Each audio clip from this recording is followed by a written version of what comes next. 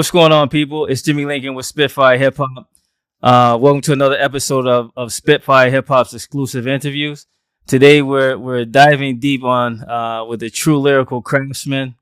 He's been part of the Wu-Tang Clan's extended family, a key player in Raekwon's American Cream Team, and now he's just dropped his latest project, The Frequency.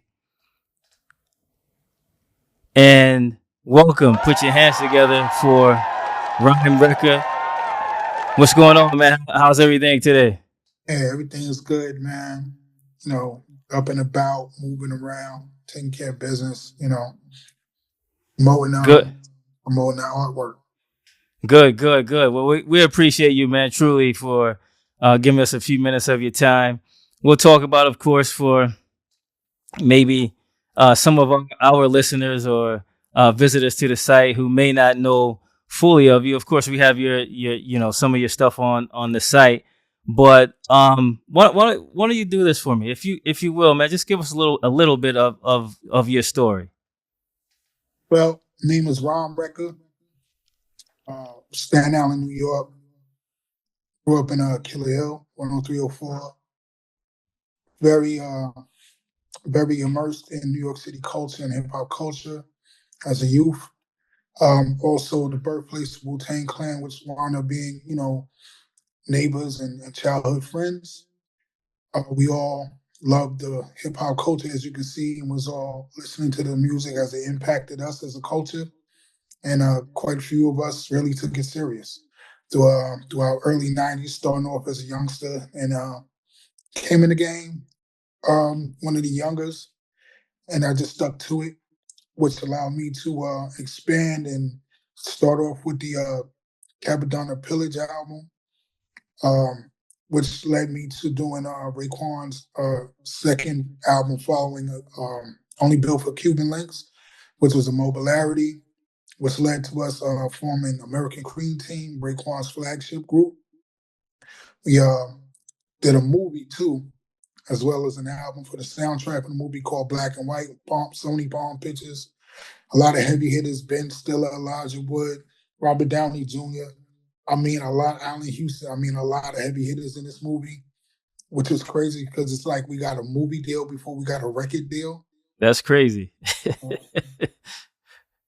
Just coming out, we was on fire, and we lost a member. Rest in peace to Chip Banks. He was killed. That stopped things, and then I disappeared for a while. I had brain surgery, so I pretty much was out the mix for like 10 years or whatever. And just started getting my footing back. It took a lot from me. I had to start from scratch. But one thing, Creator gave me my gift, and he preserved that. So I'm just here to finish the mission. You know what I mean? Right. All praise is due to the Most High for that, man, to pull you through for that. Yeah.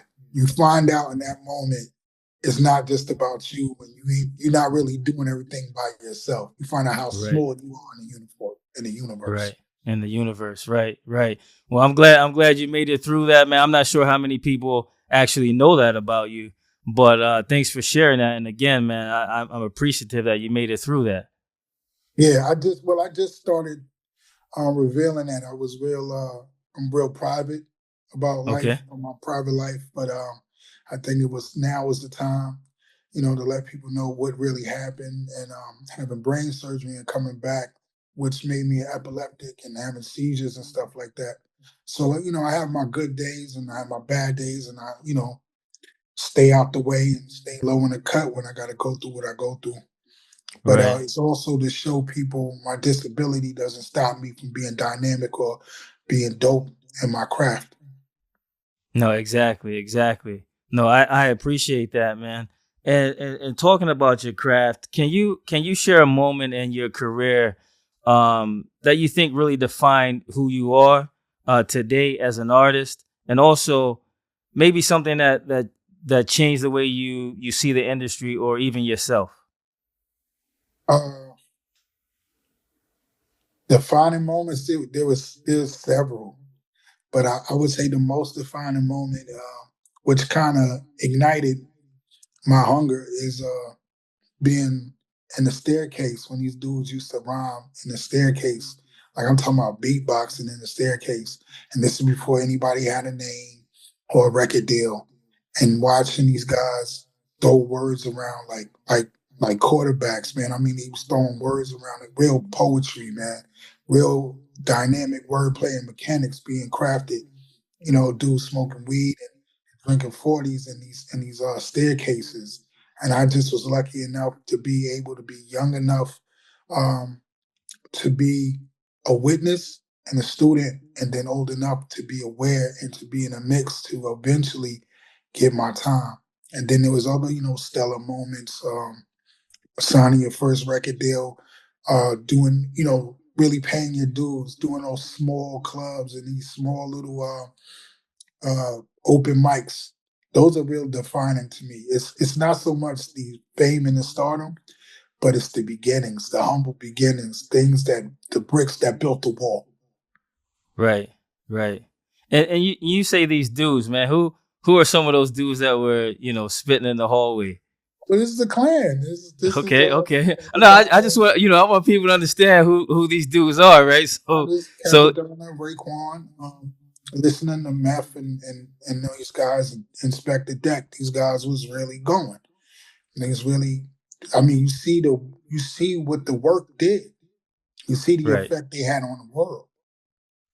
right, Like I said, I never really was one to be throwing it around like that because I was, it, it, it enabled me, was a catalyst for me to do my own work. And then, without trying to name drop and all that, that's why this is the first time, like, 30-year run, you hear me really express and reveal my influences outside of our major influences like Run DMC and all the greats. But these guys were and are legendary and iconic, and just so happen to be my neighbors. People I right, live right. with. No, and that's why I wanted you to say their names, man, because you said these dudes, you know them differently than Yeah, the yeah, world knows them, right? Right. So I wanted to make sure that people understood when you were talking about these dudes who those dudes were, because there's some real well, dudes. I guess that's just false the habit of not trying to be a name dropper, being humble and sticking to your plan and not trying to rely on other people as it was told and taught, what I'm saying, instilled. Right, But right, like I've been told quite a few times, you was there. Say it, man. Tell them the story. Let them know. right. It's saga, man. So Right. No, I appreciate that. You don't want to be that guy first, first few minutes in the interview. Oh no, Wu-Tang, all of that. So I appreciate that too. Right. You're standing on your own. You have you have what you're doing. So this is why we're talking anyway. But again, I just wanted to make sure people understood who those dudes were. Right. Because yeah, they've been really influential. yeah. I mean, the game, lessons, rules, how to move, politics and protocol. Yeah, that was all taught. Being on the road and traveling and being in the studio and watching these guys. The rare times I would be in the studio sessions, get to see them really put in work, and then being able to work on what I worked on, and it just really helped me to, stand on my own too. So. Right. Right. Now, talking about inspirations, I know you mentioned it a few seconds ago. Are there any unexpected influences, say outside of hip hop that help shape your music or your mindset? And it could be anything, it could be a book, films, any personal philosophies that influenced who you are. Uh, Education and everything starts at home. You gotta, you gotta be fed what you thirst and hunger for. So with my mom's, even though I was in school, I was homeschooled early. I was taught to, read early. I was reading real early on, and my love for words, I was always diving my head into an almanac, sorry, encyclopedias, reference books, science books. I love to read. When they say reading is fundamental, it meant so much more. Right. So I'm big on academics and intelligence and information and wisdom and learning things. And for all the other MCs out there, the better your vocabulary, the better you are aware and educate and inform yourself, the better and bigger of a catalog, if you will, or your mental library that you can pull from, that you can extract words, phrases, experience. Uh, Being in New York City and learning, live in a melting pot. You know what I'm saying? It's multicultural. And there's so much going on in the city and traveling and seeing things and my family taking me out and well-rounding me and things. That is the external influence. The Malcolm X book was the first book I got to read. My mom handed to me, and that was an incredible book. And I still read it every couple of years because you get Okay. so much of a different perspective to see that man. It's really the story of an evolution of a man, and it was cut short before he can finish his plan or the full potential of what he could do or what he was trying to do. So Right. people like that, that galvanize me, that pushes me forward. And pop culture, you grow up in the 80s and the 90s, it's big pop culture, television and anime, everything, man. I absorbed everything. Okay. No, that's cool, man. You don't hear too many people talk about. Let me say this: you don't hear too many people in hip hop talk about pop culture. Because it's kind of taboo when you're a hip hop Not artist to say something taboo. about. It You, ain't taboo. They got that thing where it's a false sense of you tough and you can't talk about these things. But how is that true when everybody knows anime? Everybody knows cartoons. right. Everybody knows what we're talking about.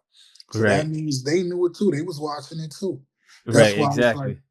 like the karate flicks, Voltron, Transformers, G.I. Joe. Everybody know. Come on, we come from the Yeah. era Yeah. of them. We all had our That's electronic uncles. that's It's true. that's in front of the TV, while we do what we do. Right. That's true. That's true. Now, you said you were homeschooled. Was that from kindergarten to through 12th grade, or when did you ever go to a regular school at all? Now I went to daycare just like anybody else, but it was extracurricular. I was in a Muslim kindergarten, if you will.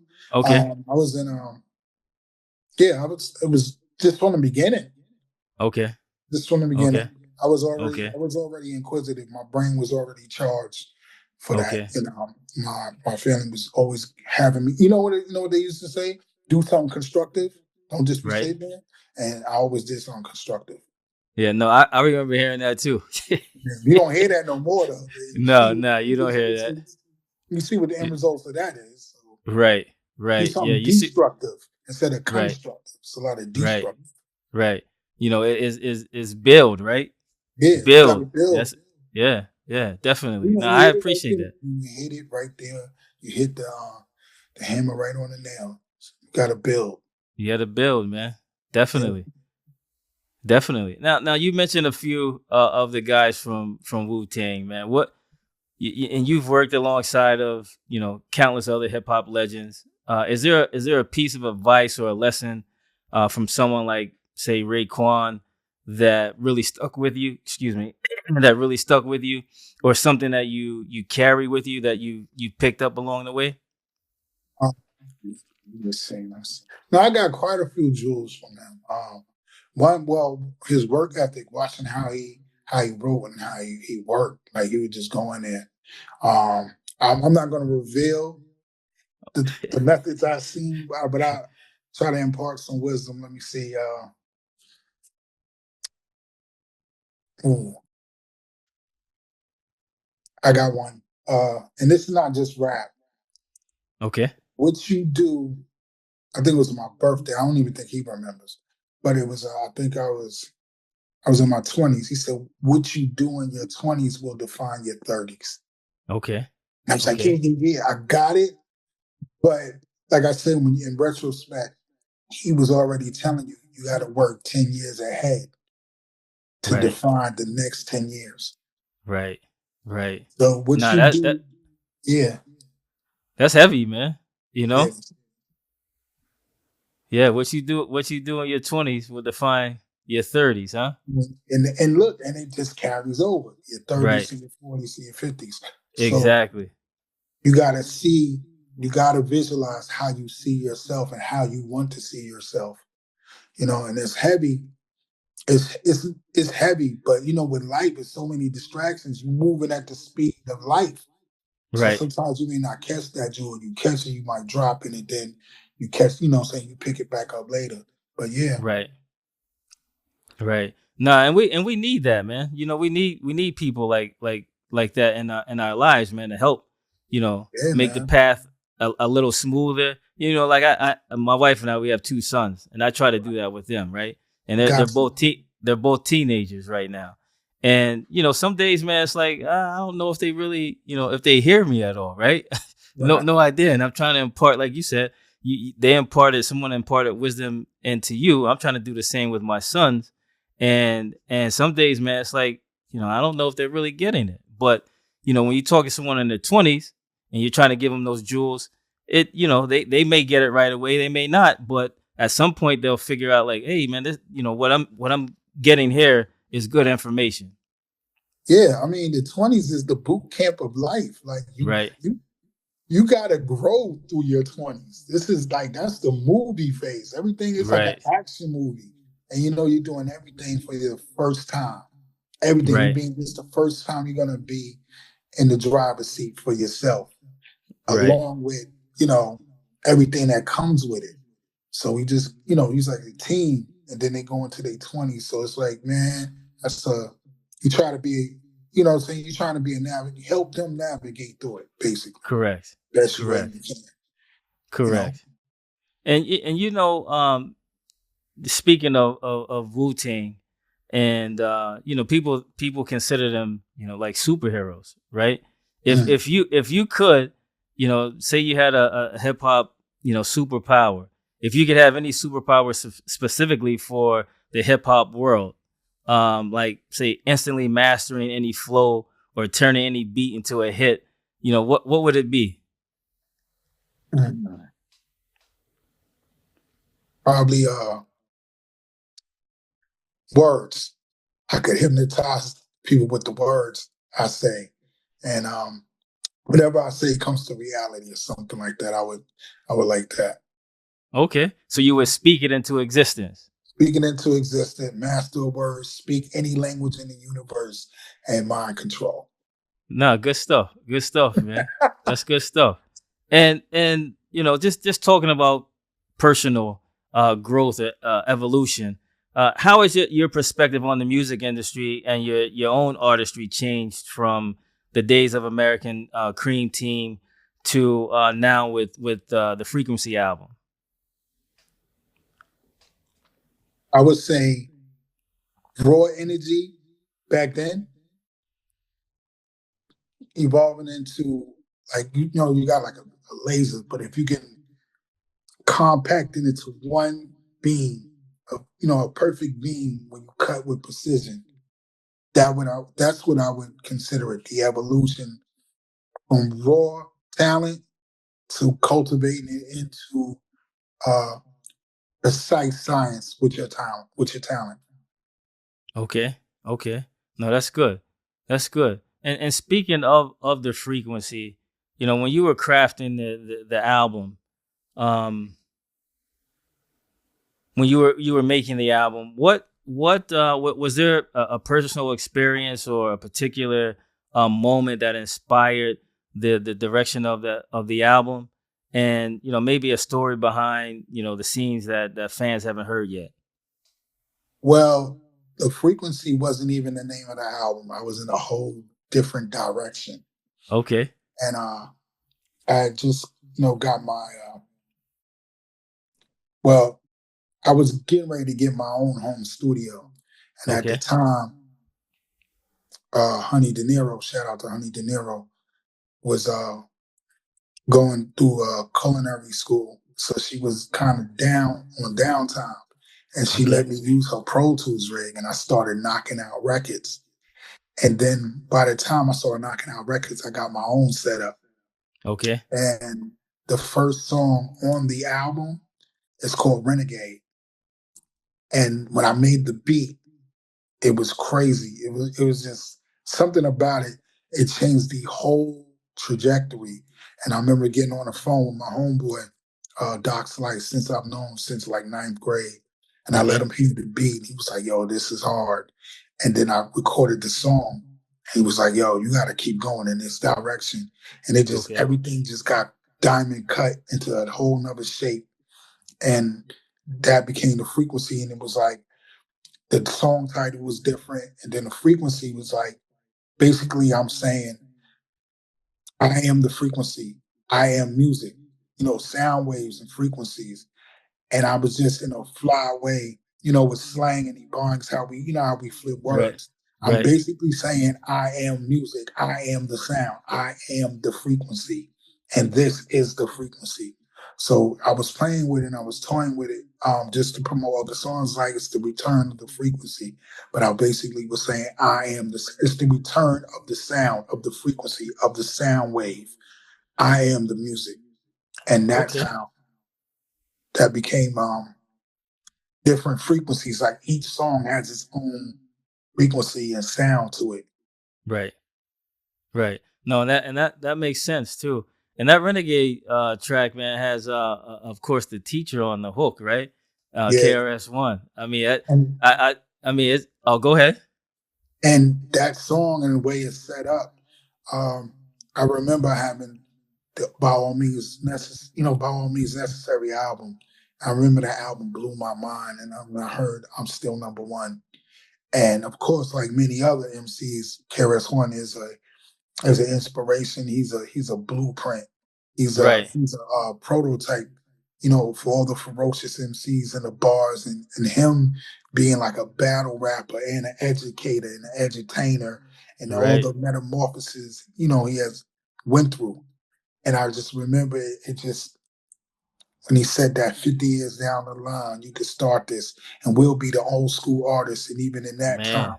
I'll say a rhyme, a brand new style, ruthless and wild. And it just like that was like a defining moment Right. on record. So all I Right. did was channel, and really it's a homage to him. My Right. intro to my album is the frequency and homage to KRS-One. Nah, that's good stuff, man. And it when I listen to the album, and that's the one that grabbed my attention from the very beginning because it's at the beginning of the album. Yeah, But it took me back to when I was young, and listening to KRS-One, and I never thought I would be a rapper or anything, but hip hop was hip hop. You know what I mean? It was that energy, like you said, the frequency from that we all received from hip hop, man. And KRS he was that guy. that guy. Yeah, yeah. So I Socially, appreciate. politically aware, Yeah, lyrically, a beast. And he commanded the stage. So it's like he was a package deal for us. right. And that's what it really was. And it's like Yeah, I just yeah. tapped into that frequency right there, and that was just to like what I'm saying, inspired. Right, right. And just staying with the album, man. So you said you produced Renegade. Yeah, Now I didn't see any other mentions of producers. Did you produce the entire album? I produced 98% of the album. I have Okay, two okay, guest producers on there. One is Peso Poppy 223. okay, That's my cousin. He produced Overdose, okay, and okay, the other guest producer who did another track was childhood friend Phantom of the Beat. He did Apollo okay, Kids, UMCs. He okay, did Give It Up. And the okay, rest of the album, the vision, the skits, the pace, the direction, the whole album is me. Other okay. than those And two songs, I executive produced the album. Everything, the direction, the art, everything is a Rhymrcka concept. and on that overdose, I'm gonna skip around a bit on some of the tracks Yeah. on the album, but on that overdose, man, I see it's a little different, right? It's that new generation sound, right? Where you try to play something on the album so the newer generation can kind of tap into it. Was that the I thought guess in that half and track half, or half and half, because I like 808s. okay, I, okay, I love 808s. okay, You know what I'm saying? okay. When I was staying in Atlanta at one time, I used to It, live it, it sounds exactly like that. That was my first thought. Yeah, and if you go down south or you pretty much not just even out of, down south. You go out of town, Midwest, wherever you go, one thing you're gonna see is car culture. And out of Right. town, New York City is subways and Right. trains, you know what I'm saying?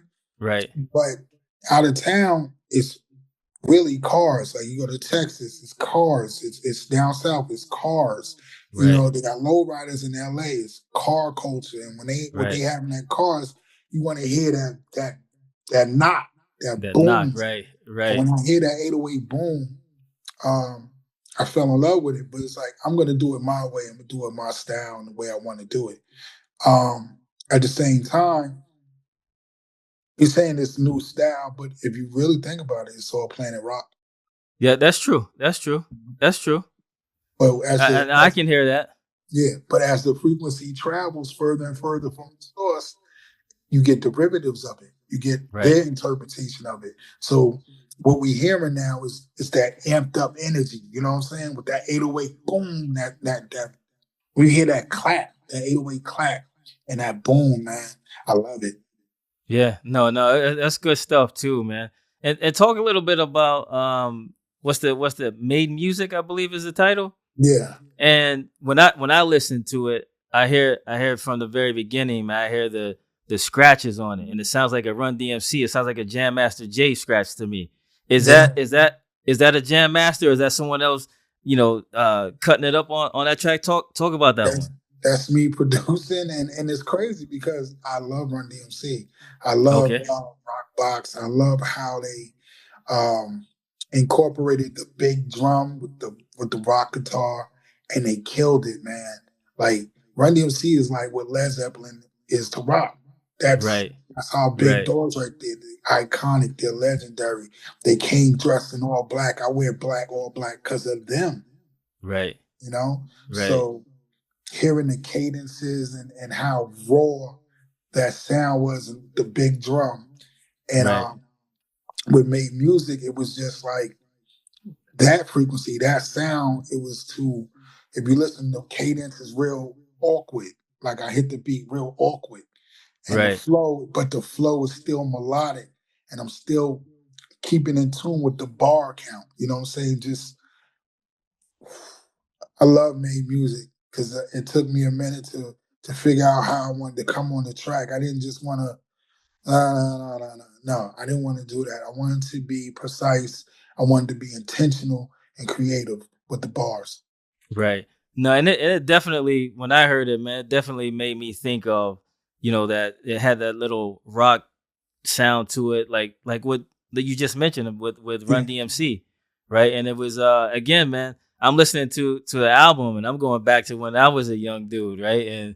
And all of the artists that I listened to, like KRS-One, and also of course Run DMC. So I appreciated that one as well, right? With yeah. Run DMC and making that crossover into hip hop and rock and that sort of thing.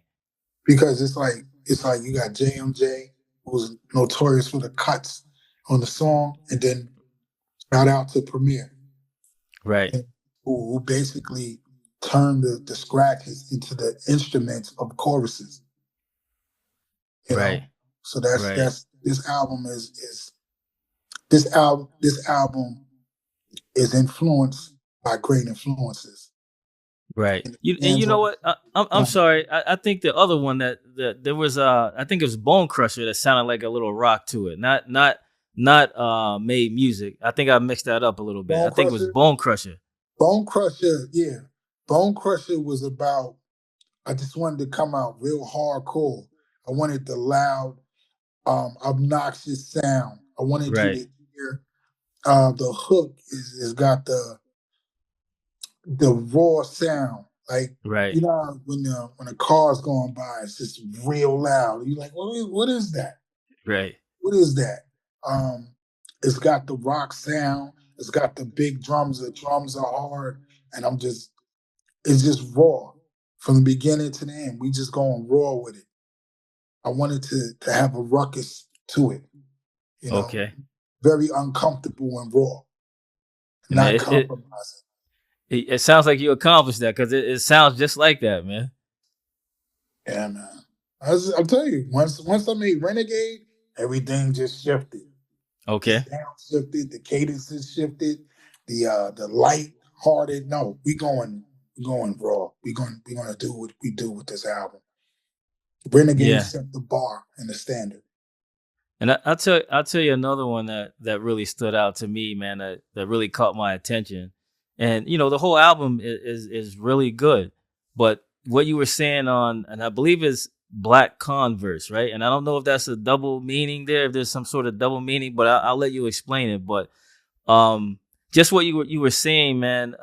As far as, and I love the tempo of the record, the song. Mhm. But then when you go into these record labels becoming worthless, they You don't don't. deserve this. These contracts, Yeah, when you heard us, it's a disservice.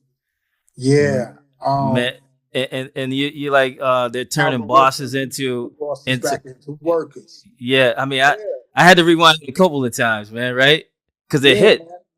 Somebody gotta somebody gotta say something because you gotta remember we gotta mix the medicine and the message with the music too. Right, You know, have to stay grounded because the one of the number one problems since we all grew up in it, what's the number one thing we be hearing about? These contracts are unfair. We've right, been hearing since we could turn on the radio ourselves and put on records on turntables and staying up late. What do we hear? What's the common denominator between most artists? right, The business is unfair and predatory. And they got you out here signing these draconian record label contracts. right. And it's not fair. We don't get fair compensation. You have to wait 30 years to get your music back. That's Why would crazy. you have to wait 30 years? The time it takes to pay for a house and home is the same time it takes for me to get what I created back. Right, right. It's insane. Black It's absolutely Converse insane.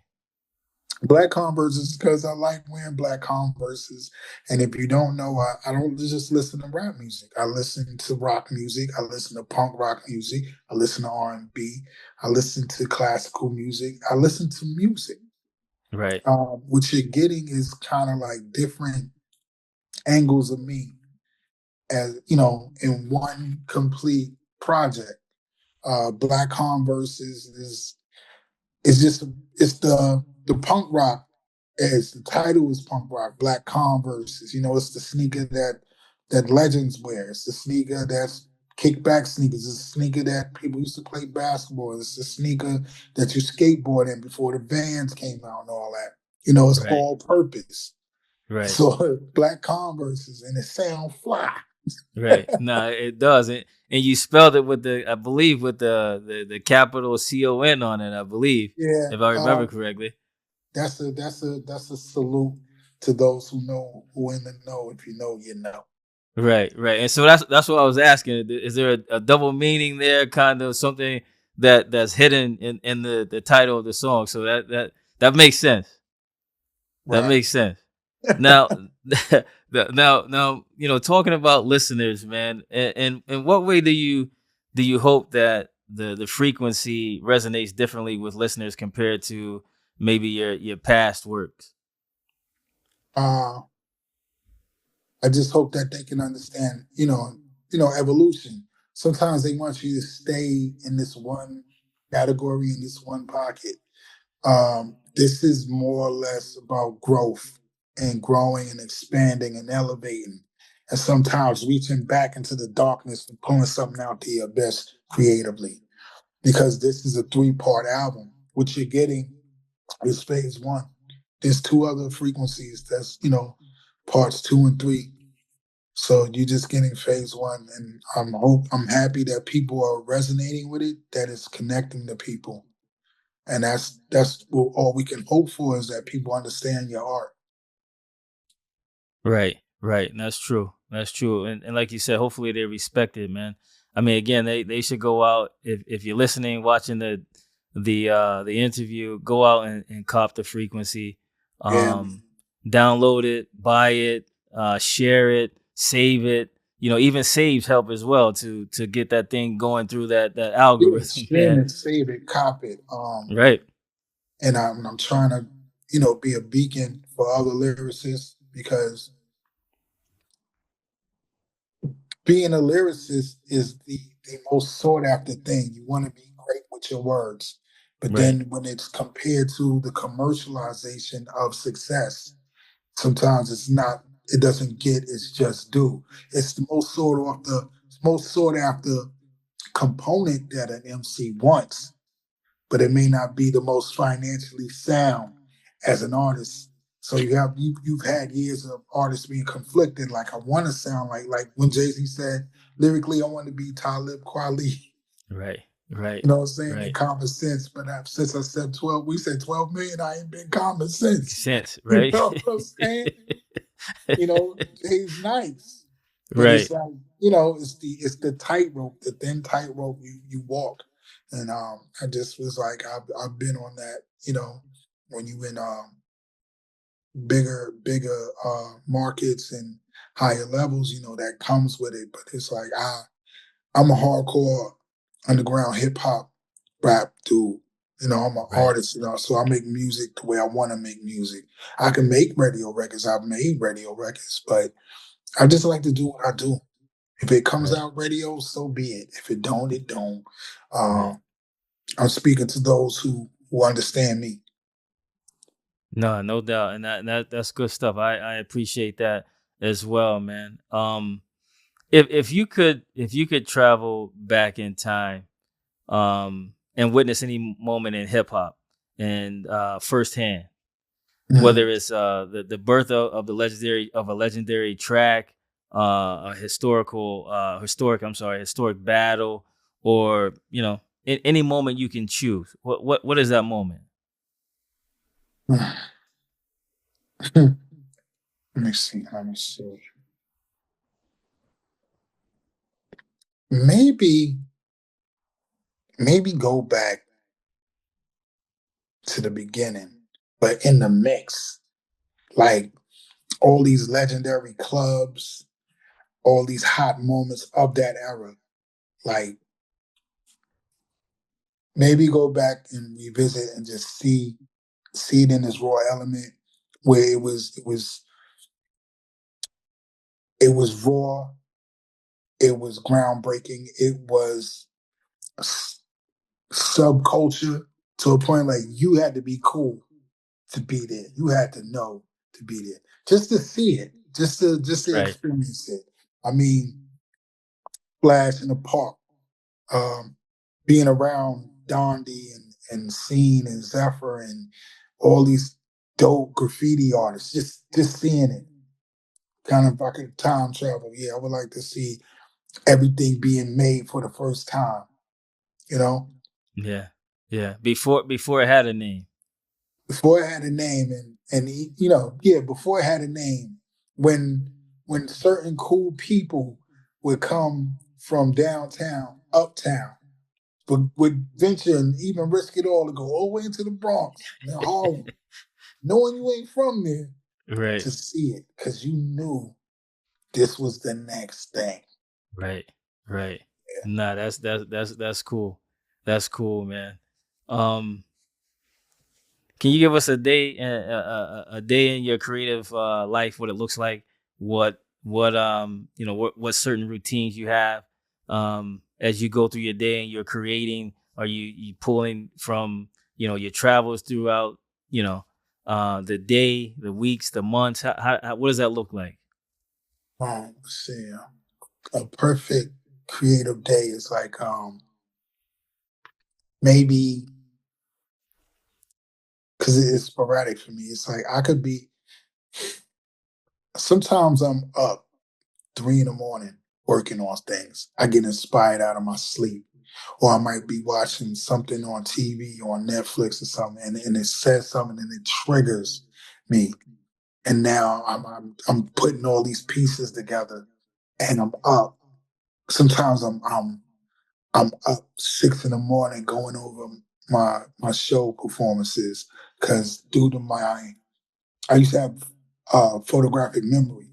So now, what takes you probably a little bit to remember things, I might have to keep going over things. It's a little uh, layered and complicated for me. So I have to really work on stuff. to Okay. really keep it and retain. It's like sometimes certain parts of my brain's like a flash drive now. Okay. And like your computer has a hard set. So I'm inspired by movies, books. Somebody might say something and then it triggers a whole thread of music and I'm up and I'm on Reasons and I'm using my Studio One and I'm working on music and I'm putting together the drums and melodies and stuff like that. And it might take a course of a day, it might take 3 days on a beat.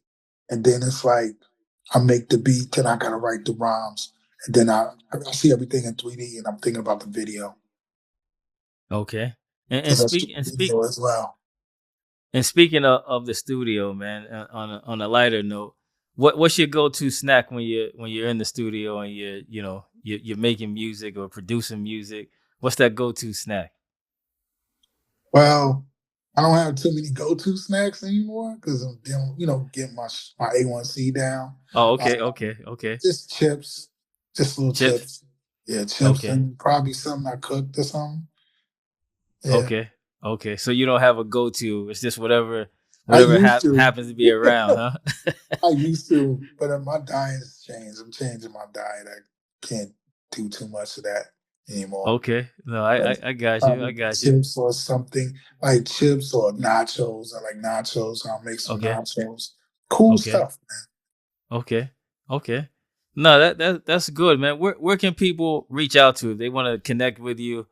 Get at you, maybe collab with you, whatever that may be. Where can they reach you online? Um, Instagram, X, Twitter, Facebook. You can hit me at Rhymrcka, Rhymrcka. My email is dcmglobal. That's DCM, the word global, at gmail.com. Um, yeah, you can hit me on my social media. You can hit me on my email. Um, yeah. And the Frequency album is available now on Rhymrcka Bandcamp. That's RHYMRCKA.bandcamp.com. Pushing this real indie life, man. Um, Trying to really just be on my own platform down there. That's what I'm really gearing up to be on my own platform globally. Right. And that makes a lot of sense where this, you know, It business is right now. mathematically it makes sense. Look at Right. what you put into your stuff. Like, okay, you bought a studio, you bought your own home studio, so that's 400, right? Right. You may get it mixed. You can mix your own stuff, but you want to get that perfect mix. So you Right. probably spend $200 there. So you up to $500, and whatever you spend it on mastering and incidentals, trying whatever you do, and Right. then you're gonna put it on, you're gonna put it on DSPs and sell Right. this album for a fraction of a Right. penny. Right. But you Right. And done with spent $500-600 for this album. Does right. that mathematically make any sense? Right. No, it doesn't. It doesn't. And we know how long it takes for artists to get anything from those plays on any of those DSPs, man. I'll say one even better. Let's say you got Spitfire merch, right? Right. Whatever it costs to buy the material and the artwork to get that transferred and everything. After doing all that, are you going to sell a sweatshirt or a hoodie for a fraction of a penny? No, never. So why would you Never. do that with your art? That's exactly right. That's true. I mean, there's no reason, man. And where we are with technology, like I you was going said, to say that. With all the you know, technology you have now, yeah. There's no need for that. You can sell your own from your own website or wherever you want to sell it for, and not have to split any of that from your creation. I ain't got to say it. From your creation, right? I I mean, ain't got to say it. You already said it. So and I talk to a lot of cats, man, and I like to say to them, I like to thank them, man, right? Because if not for them, we wouldn't have a platform. There'd be no need for us, right? If there are no artists and no one making any type of music, there wouldn't be a need for what we do. So I want to make sure, like, that you and other artists that we communicate with, man, that hey, we appreciate what you do. It's not there's no fun and games over here, man. We're not trying to, trick anyone out of anything, right? We appreciate what you do, and we want you to know that. So again, man, I know I thanked you earlier, but I appreciate you, spending a few minutes with us and answering a few questions about your career and your new album, The Legacy. So I truly appreciate that. I mean, we appreciate you because without platforms like yours, we may not be heard because the machine is about pushing these type of artists out. They're not to contribute to the success of you totally. And it's about marketing to make you feel like you're nothing without them. But they can't rap, they can't sing, they can't produce. You know, you're the artist, you're the lifeblood. You know, you can have a record label. What's a record label with no records, with Right. no artists? What is Right. it? It's a warehouse. It's a warehouse. Right. No, So, I understand, man. I understand wholeheartedly. so without fair representation, if we don't understand or we can't come to the understanding that we integrate with each other, Right. then what we talking about? Right. Right. No, that's true. And on that note, man, go out, cop the new album, The Frequency. We Yes. appreciate you, man, again, joining us and answering a few questions. Again, check it out on his Bandcamp, on where else is it? Bandcamp. You pushing Bandcamp, Rhymrcka.bandcamp.com. We here to push the big push, man. We here to get to the money. We trickling. No, we not, man. We're trying to get the whole number, not the fraction. Right. The And, whole and with fraction. and with that said, be sure to go out again and cop that album, man, the Frequency. And until next time, hey, man, we appreciate you. We'll check in with you again, and maybe we can do this again soon, man. Yes. I appreciate you, man. Thank you for having me on your platform, man, and always supporting. I appreciate that, bro.